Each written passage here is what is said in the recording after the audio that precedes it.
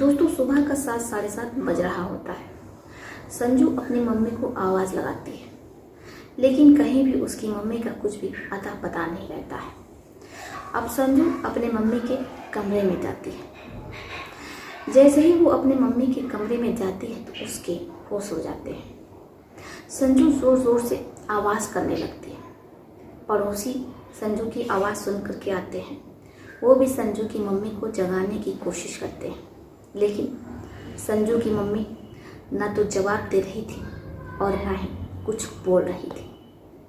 Doctor को बुलाया जाता है। डॉक्टर आते हैं तो पता चलता है कि संजू की मम्मी की मौत हुए 8 घंटे से ज़्यादा हो रहा है। अब किसी को कुछ समझ में नहीं आ रहा होता है कि आखिर संजू की मम्मी सोते सोते कैसे मौत को गले लगा ले। घर में एक कत्ल हो जाता है, लेकिन कानों कान किसी को खबर नहीं लगती है कि आखिर कैसे, क्या और किसने किया। पुलिस आती है। संजू के पिता दीप सिंह से पूछताछ करती है। दीप सिंह कहते हैं कि देखिए, मैं आउट ऑफ सिटी गया हुआ था। मेरी पत्नी से रात 12 बजे बात हुई थी। पत्नी ने कहा कि सब कुछ बिल्कुल ठीक है, उनकी तबीयत भी ठीक थी। मैंने उनसे पूछा कि आपने शुगर की, बीपी की दवाई ली? हमारी पत्नी ने कहा हाँ, हम दवाई ले करके ही आराम कर रहे हैं। इसके बाद मैंने फ़ोन रख दिया क्योंकि सुबह ही मुझे औरंगाबाद के लिए जाना था। मेरी दूसरी मीटिंग वहाँ पर थी। बाकी मुझे नहीं पता कि मेरी पत्नी के साथ ऐसा किसने, क्यों और किस लिए किया। पुलिस वाले पूछते हैं कि क्या आपको किसी पर शंका है? दीप सिंह कहते हैं कि देखिए, मैं अपनी पत्नी नीलिमा और बेटी संजू के साथ रहा करता था हंसी खुशी। हमारा छोटा सा संयोजित परिवार था। ऐसे में ना तो हमारी किसी से कोई दुश्मनी थी, ना ही किसी से लड़ाई झगड़ा, और ना ही हमें किसी पर कोई शंका है। अब जब पुलिस वाले ये सुनते हैं तो वो नीलिमा के शव को पोस्टमार्टम के लिए भेज देते हैं। जब मिश्रा रिपोर्ट आती है तो पता चलता है बड़ी ही बेरहमी से नीलिमा का गला घोटा गया है। पुलिस जांच पड़ताल में लगी रहती है, लेकिन उसे कुछ समझ में नहीं आ रहा होता है कि आखिर नीलिमा के साथ ऐसा किसने किया होगा। उनके पति दीप सिंह ने यह साफ कर दिया है कि नीलिमा सिंह का ना तो किसी से कोई लड़ाई झगड़ा था और ना ही किसी से कोई दुश्मनी थी। घर में सामान भी सब जैसे थे वैसे ही रखे हुए थे। अब पुलिस वाले, जिन्हें कुछ समझ में नहीं आता है, आसपास लगा सीसीटीवी कैमरा भी खंगालते हैं, लेकिन घर के अंदर ना तो कोई आता दिखता है और ना ही कोई जाता दिखता है। अब पुलिस इस केस को बंद कर देती है, क्योंकि पुलिस को समझ में नहीं आ रहा होता है, ये गुत्थी सुलझा नहीं पा रही होती है। अब ऐसे में एक आम परिवार रहता है, इसलिए ये पूरा केस सीबीआई को सौंपा नहीं जाता है, बल्कि पुलिस वाले इस फाइल को ही बंद कर देते हैं। अब इधर दीप सिंह, जिनकी पत्नी का देहांत हो जाता है, वो अपनी बेटी संजू को लेकर के ही औरंगाबाद में शिफ्ट हो जाते हैं। संजू, जो अपने पिता का ध्यान रखती है, घर में खाना बनाती है और पूरे घर को अच्छे से संभाल लेती है। लगभग 6 महीने तक संजू और दीप सिंह में सब कुछ बहुत अच्छा चल रहा होता है, लेकिन एक दिन पुलिस वालों को फोन जाता है थाने पर, एक कत्ल हो गया है। पुलिस आनन फानन में उस घर पर पहुंचती है, उस फ्लैट में पहुंचती है, तो पता चलता है कि एक लड़की है जिसकी उम्र लगभग 22 से 23 साल है। बड़ी ही बेरहमी से उसका कत्ल हुआ है। अब पुलिस वालों को कुछ समझ में नहीं आता है, इसलिए वो उस फ्लैट के मालिक को फ़ोन करते हैं। जैसे ही वो फ्लैट के मालिक को फ़ोन करते हैं, दीप सिंह फ़ोन उठाते हैं और कहते हैं कि मैं अपनी मीटिंग के लिए आउट ऑफ सिटी गया हूँ। पुलिस वाले कहते हैं कि ठीक है, आप कब तक आएंगे, क्योंकि यहाँ पर एक लड़की का कत्ल हो गया है, वो आपकी कौन लगती है? दीप सिंह कहते हैं कि ये हमारी बेटी है। दीप सिंह फ़ोन पर ही रोने लगते और कहते हैं कि 1 साल पूर्व मेरी पत्नी नीलिमा का उनके साथ भी किया था और अब मेरी बेटी के साथ भी। पुलिस वाले, इन्हें कुछ समझ में नहीं आ रहा होता है कि पहले माँ के साथ ऐसा होता है, उसके बाद बेटी के साथ। पुलिस इस केस को दोबारा खोलती है। अब पुलिस को कुछ समझ में नहीं आता है। पुलिस दीप सिंह से पूछताछ करती है, लेकिन दीप सिंह इस स्थिति में नहीं रहते हैं कि वो पुलिस वालों के किसी भी सवाल का जवाब दे सके। अब पुलिस आसपास लगा सीसीटीवी कैमरा खंगालती है तो उसे घर में एक लड़का जाता हुआ दिखाई देता है, लेकिन लड़के ने अपना मुंह गमछे से बांध रखा था। वाले साइबर सेल को वो वीडियो भेजते हैं, सीसीटीवी फुटेज भेजते हैं, जहाँ पर वो लड़का उस फ्लैट में जाता हुआ नजर आ रहा है। जैसे ही साइबर वाले फ़ोटो को क्लीन करके देते हैं, उस फोटो को सर्कुलेट करवाया जाता है, दीप सिंह के व्हाट्सएप पर भी पहुँचती है, लेकिन दीप सिंह ये साफ कर देते हैं कि वो इस लड़के को नहीं जानते। अब पुलिस वाले उस लड़के के बारे में आसपास पूछताछ करते हैं कि वो लड़का कौन है, लेकिन जितने भी आसपास के लोग रहते हैं, दीप सिंह के पड़ोसी भी, वो ये कहते हैं कि देखिए, हम इस लड़के को नहीं जानते हैं, हम तो इसे पहली बार देख रहे हैं। अब बिल्डिंग के बाहर जो चाय वाले रहते हैं, परचून वाले रहते हैं, पुलिस वाले उनसे पूछताछ करते हैं कि क्या आप लोग इस लड़के को जानते हैं। परचून वाले, चाय वाले कहते हैं कि साहब, हमारे पास कितने लोग आते जाते हैं और इस बिल्डिंग में ना जाने कितने लोग रहते हैं, ऐसे में हर किसी को पहचान पाना इतना आसान तो नहीं होता है। लेकिन हाँ, एक लड़का गमछा बांध करके अक्सर उस बिल्डिंग में आया जाया करता था। जैसे ही पुलिस वाले ये सुनते हैं तो वो फोटो दिखाते हैं, तो परचून वाला पहचान जाता है और कहता है साहब, हाँ, वो यही लड़का है जो उस बिल्डिंग में रोज सुबह 6 बजे जाया करता था। जैसे ही पुलिस वाले सुनते हैं, वो दोबारा दीप सिंह को फ़ोन करते हैं और कहते हैं कि देखिए, आपकी बिल्डिंग में आपकी बेटी से मिलने एक लड़का गमछा बांध कर अक्सर आया जाया करता था। कातिल अब हमारी पहुंच से, हमारी पकड़ से दूर नहीं है। आप परेशान नहीं होइए, याद करके बताइए कि क्या आपकी बेटी संजू ने कभी उस लड़के के बारे में कुछ बताया था, क्या उसका कोई दोस्त है। दीप सिंह कहते हैं कि नहीं सर, हमारी बेटी ने कभी भी किसी लड़के के बारे में हमसे कोई जिक्र नहीं किया है। हमें नहीं पता कि हमारी बेटी के कौन दोस्त थे, कितने दोस्त थे। जब पुलिस वाले ये सुनते हैं तो वो संजू के कॉलेज जाते हैं, वहाँ पर पूछताछ होती है, लेकिन पुलिस वालों को कुछ खास जानकारी मिलती नहीं। अब पुलिस वाले वहाँ से लौट ही रहे होते हैं, तभी संजू की फ्रेंड मिल जाती है, प्रिया। जैसे ही प्रिया पुलिस वालों को देखती है तो उसकी आंखों में आंसू आ जाता है। वो पुलिस वालों से कहती है, संजू हमारी बेस्ट फ्रेंड थी, इसलिए जैसे ही मैंने आपको देखा तो मैंने सोचा कि आप लोगों को मिल करके पूरी बात बता देनी चाहिए। पुलिस वाले ये सुनते हैं तो उन्हें लगता है कि अब वो उस कातिल को पकड़ने में, धर दबोचने में बस एक ही लाठी की दूरी में है। वो प्रिया से कहते हैं कि ठीक है प्रिया, तुम थाने आना, हम तुम्हारा बयान लेंगे। अब प्रिया कॉलेज जाने से पहले ही तड़के 8 बजे थाने पहुंच जाती है। पुलिस वाले प्रिया का बयान लेते हैं। प्रिया कहती है कि सर, वैसे तो मेरी दोस्त संजू का किसी लड़के से लेना देना नहीं था, लेकिन वो एक लड़के से जो कि क्लास में सबसे पीछे वाली सीट पर बैठता था, उसे पसंद करती थी। मैंने ही उस लड़के को जा कर के पूरी बात बताई थी।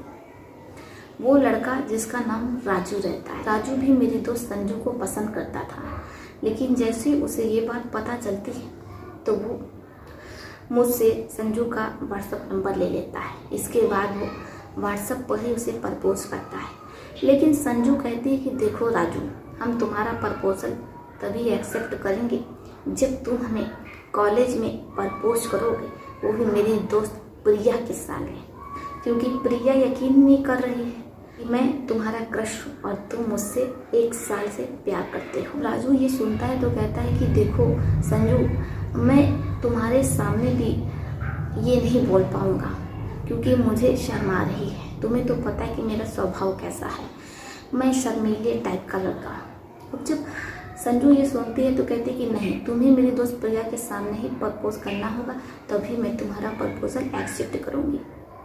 अब राजू मजबूर हो जाता है, वो मेरे ही सामने संजू को प्रपोज करता है। इसके बाद से वो दोनों घंटों घंटों व्हाट्सएप पर चैटिंग किया करते थे, एक दूसरे से बात करते थे। दोनों एक दूसरे से बहुत प्यार करते थे। लेकिन जब से संजू का डेथ हुई है, राजू मेरा फ़ोन ही नहीं उठा रहा है। मुझे समझ में नहीं आ रहा कि आखिर राजू मेरा फ़ोन क्यों नहीं उठा रहा है। अब जैसे ही पुलिस वाले ये सुनते हैं, वो तुरंत अपनी जीप निकालते हैं, दौड़ते भागते हुए बड़ी तेज़ी में, रफ्तार में वो उस कातिल तक पहुंचते हैं, राजू तक पहुंचते हैं। राजू को धक दबोच चलाया जाता है। राजू से पूछताछ होती है कि आखिर तुमने क्यों संजू की हत्या की, तुम तो उसके प्रेमी, मुझसे प्यार करते हो। राजू पुलिस वालों की ये बात सुनता है तो वो पुलिस वालों से कहता है कि आप लोग मजाक क्यों कर रहे हैं, मेरी संजू को कुछ भी नहीं हुआ है, मेरी संजू के साथ क्या हुआ है, मुझे संजू को मिलना है। वो एक हफ्ते से मेरा फ़ोन भी नहीं उठा रहे, उसका नंबर स्विच ऑफ है। मुझे लगा कि वो मुझसे नाराज़ हो गई हो, ना तो वो कॉलेज ही आ रही है। आखिर ये सब क्या हो रहा है, मुझे कुछ समझ में नहीं आ रहा। पुलिस वाले कहते हैं कि ज़्यादा मासूम बनने की ज़रूरत नहीं है, तुमने ही संजू की हत्या की है और अब तुम यहाँ पर नाटक कर रहे हो। सच सच बता दो कि आखिर तुमने संजू के साथ ऐसा क्यों किया। तुम्हें संजू की बिल्डिंग में आते और जाते देखा गया है। अब जैसे ही राजू को ये पता चलता है कि उसकी प्रेमिका इस दुनिया में नहीं है, आने से भाग जाता है और भाग करके उस फ्लैट पे पहुंचता है जहां संजू से वो अक्सर मिलने जाया करता था। पुलिस वाले भी राजू के पीछे पीछे लग जाते हैं। राजू जैसे ही फ्लैट पर पहुंचता है तो वो संजू को आवाज़ लगाता है, लेकिन संजू कहीं भी घर पर नहीं रहती है, कहीं दिखाई नहीं दे रही होती है। वहाँ सिर्फ उसके पिता दीप सिंह रहते हैं। पुलिस वाले राजू को पकड़ करके दोबारा थाने लेकर के आते हैं। अब राजू एकदम गुमसुम रहता है, खामोश रहता है, चुपचाप रहता है, क्योंकि पुलिस वाले राजू को संजू का वीडियो दिखा दिए थे, उसकी फ़ोटो दिखा दिए थे उसके अंतिम संस्कार की। इसके बाद राजू टूट जाता है। वो कुछ बोल ही नहीं रहा होता है, लेकिन पुलिस वाले जिन्हें बुलवाने अच्छे से आता है, वो लगातार राजू पर 3rd डिग्री का इस्तेमाल करते हैं। अब राजू जो अपने सहने से कहीं ज़्यादा पुलिस वालों की मार सह रहा होता है। पुलिस वाले लगातार 1 महीने तक राजू को प्रताड़ित करते रहते हैं, लेकिन राजू एक शब्द नहीं बोलता है। पुलिस वालों को लगता है कि हो सकता है ये प्रेमी सही कह रहा हो और हम लोगों ने एक बेगुनाह को पकड़ लिया हो।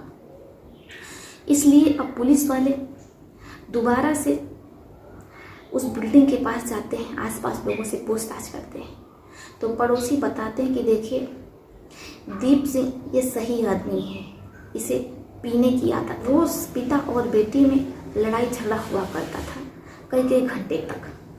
संजू बिटिया बिल्डिंग के बाहर लॉन में आकर बैठी रहती थी और रोती रहती थी। हम लोगों ने उसे समझाने की बहुत कोशिश की कि बेटा तुम अगर शादी कर लोगी तो तुम्हारे जीवन में सब कुछ अच्छा हो जाएगा। संजू ने कहा भी कि हाँ वो एक लड़के को जानती है, उसका नाम राजू है, उससे प्यार करती है, लेकिन अभी वो दोनों पढ़ाई कर रहे हैं, जब नौकरी पा लेंगे कुछ समय बाद तो एक दूसरे से शादी कर लेंगे, शादी के बंधन में बंध जाएंगे। लेकिन किसी को क्या पता था कि बिटिया बिना शादी के बंधन में बंधे ही दुनिया से चली जाएगी। अब जैसे ही पुलिस वाले ये सुनते हैं तो वो दीप सिंह के फ्लैट नंबर 122 पर पहुंचते हैं, दरवाज़ा खुलाते हैं। 25 मिनट बाद जब फ्लैट का दरवाज़ा खुलता है तो पुलिस वाले पूरे घर में लगे सीसीटीवी कैमरे को खंगालते। तभी पुलिस वालों के हाथ कुछ ऐसा लगता है कि पुलिस वाले सीधे दीप सिंह को पकड़ करके लाते हैं और उससे पूछताछ करते हैं, क्योंकि दीप सिंह के घर में बहुत सी ऐसी आपत्तिजनक चीज़ें मिलती हैं जिससे पुलिस वालों को दीप सिंह पर कुछ शंका होती है। और जो फुटेज मिले थे सीसीटीवी के, उनसे भी पुलिस को अहम सुराग मिलता है। अब वो दीप सिंह से पूछताछ करते हैं कि आखिर तुमने अपनी बेटी के साथ ऐसा क्यों किया और तुमने अपनी पत्नी नीलिमा को रास्ते से क्यों हटाया, आखिर तुमने अपनी पत्नी नीलिमा की हत्या क्यों की। कि हमें पूरे सबूत मिले हैं कि तुमने अपनी बेटी और अपनी पत्नी के साथ ऐसा किया है और तुम ही हो उन दोनों की कातिल। जब दीप सिंह ये सुनता है तो शुरू में तो वो पुलिस वालों को घुमाने की कोशिश करता है, लेकिन पुलिस वाले जब दीप सिंह को फुटेज दिखाते हैं, सबूत दिखाते हैं, फिंगरप्रिंट जो नीलिमा के पास मिले थे, नीलिमा की साइज से मिले थे, वो दीप सिंह के रहते हैं। अब ऐसे में पुलिस का जो शक रहता है वो गहरा जाता है। अब दीप सिंह से घंटों पूछताछ होती है। दीप सिंह जब बताना शुरू करता है तो उसके होश हो जाते हैं। दीप सिंह कहता है कि मेरी पत्नी वसुंधरा का देहांत एक कार एक्सीडेंट में हो गया। मैं अपनी पत्नी के जाने से बहुत दुखी रहने लगा था। तभी मेरी नज़र मेरे घर के सामने रह रही एक महिला पर पड़ती है जिसका नाम नीलिमा रहता है। नीलिमा तलाकशुदा रहती है। नीलिमा के पति ने उसे तलाक दे दिया था। नीलिमा की एक बेटी रहती है संजू। ऐसे में मुझे लगा कि अगर मैं नीलिमा से शादी कर लूँगा तो मेरा घर बच जाएगा, एक परिवार हो जाएगा। इसीलिए मैंने अपने माता पिता को नीलिमा के घर भेजा। नीलिमा ये सुनती है तो वो शादी के लिए तैयार हो जाती है, क्योंकि जाहिर सी बात है मैं इतनी बड़ी ऑफिस का मालिक हूँ। ऐसे में कोई भी महिला मुझसे शादी के लिए इनकार नहीं कर सकती है। अब नीलिमा को शादी करके मैं अपने घर ले आता। नीलिमा के साथ मैं बहुत खुश रह रहा था, सब कुछ बहुत अच्छा चल रहा होता है। लेकिन जैसे जैसे समय बीत रहा होता है, अब नीलिमा और मेरे बीच ऐसा कुछ भी नहीं होता है जो कि पति पत्नी के बीच होना चाहिए। मेरी पत्नी मुझे पत्नी सुख नहीं दे पा रही थी, क्योंकि वो अक्सर बीमार रहा करती थी। अब मैंने शादी नीलिमा से इसीलिए की थी ताकि मेरा परिवार बच जाए, मुझे भी खुशी मिले। लेकिन नीलिमा जो कि अक्सर बीमार रहा करती थी, इसलिए अब मेरी ज़िंदगी में कोई खुशियाँ नहीं थी। सब कुछ पहले जैसा ही हो गया था। मैं दुखी रहने लगा था, परेशान होने लगा था। मैंने अपनी पत्नी को समझाने की बहुत कोशिश की, लेकिन मेरी पत्नी अब मेरे कमरे में भी नहीं आती, बल्कि वो तो मम्मी पापा के मेरे कमरे में सोने लगी दवा खा करके। वो तो अक्सर नींद में ही रहा करती। इसी गुस्से में मैंने बहुत पी रखी थी और एक दिन जाने अनजाने में मुझसे बहुत बड़ी गलती हो गई। मैंने अपनी सौतेली बेटी के साथ कुछ बदतमीजी कर दी। जैसे ही मेरी पत्नी नीलिमा ने देखा तो वो मुझ पर भड़क पड़ी। मेरी और नीलिमा की इस बात पर अक्सर लड़ाई होने लगी। मैंने नीलिमा से माफ़ी मांगने की बहुत कोशिश की, लेकिन नीलिमा ने मुझे माफ़ नहीं किया। और वैसे भी मेरे परिवार में सब कुछ बिखर चुका था। इसलिए एक दिन मैं बहुत गुस्से में था, मैंने पी रखी थी। मैंने अपनी पत्नी को धक्का दिया और मेरी पत्नी, जिसकी मौके पर ही मौत हो गई। और इसके बाद मैं घर से निकल आया ताकि किसी को मुझ पर शक ना हो। जैसे ही मेरी पत्नी नीलिमा की मौत हो जाती है, मैं अपनी बेटी संजू को लेकर के यहाँ आकर के फ्लैट में रहने लगता हूँ, अपने माता पिता से दूर। लेकिन मेरी सौतेली बेटी संजू मेरे साथ रहना नहीं चाहती थी, क्योंकि उसे पता था कि मैं पीता हूँ और कल को अगर कोई ईच नीच हो गई तो फिर ऐसे में वो तो कहीं भी मुंह दिखाने के लायक नहीं रहेगी। और वैसे भी मैं उसका सौतेला पिता था। मैं उसे बहुत समझाता, लेकिन वो मेरी एक नहीं सुनती। अब इसी गुस्से में एक दिन मैंने संजना को इस दुनिया से ही ऊपर भेज दिया। अब मेरी सौतेली बेटी संजना, मेरी धर्मपत्नी नीलिमा और मेरी पूर्व पत्नी, वो सभी इस दुनिया से जा चुके हैं। अब मैं अपना जीवन हंसी खुशी बिता सकता हूँ, क्योंकि मुझे लगता है कि इस दुनिया में मुझे कोई सुख नहीं दे सकता। सुख की तलाश में मैंने इन सभी को रास्ते से हटा दिया। अब जब पुलिस वाले ये सुनते हैं इतनी बहकी बातें, तो वो दीप सिंह को साइकियाट्रिस्ट के पास लेकर के जाते हैं। दीप सिंह का इलाज चल रहा होता है, ताकि जब दीप सिंह अच्छा हो जाए तो उस पर मुकदमा दर्ज हो और उसे अपने कर्मों की सज़ा मिल सके। पत्नी नीलिमा, सौतेली बेटी संजू के कत्ल के जुर्म में उसे आजीवन कारावास हो। लेकिन अभी भी दीप सिंह जो कि साइकियाट्रिस्ट के पास जा रहा है, उसकी थेरेपी चल रही है। बाकी आपका इस पर क्या सोचना है, क्या विचार है, आप अपनी भी राय में कमेंट बॉक्स में लिख सकते हैं। तो चलिए फिर चलते हैं, मिलते हैं आपसे किसी और कहानी में।